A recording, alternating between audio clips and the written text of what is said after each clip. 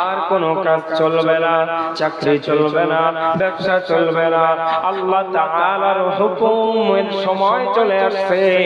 আযান হয়ে যাওয়ার সাথে সাথে তাড়াতাড়ি বাড়ি চলে যাও, জুমার প্রস্তুতি গ্রহণ করে তাড়াতাড়ি মসজিদে চলে আসো, মসজিদে চলে আসো।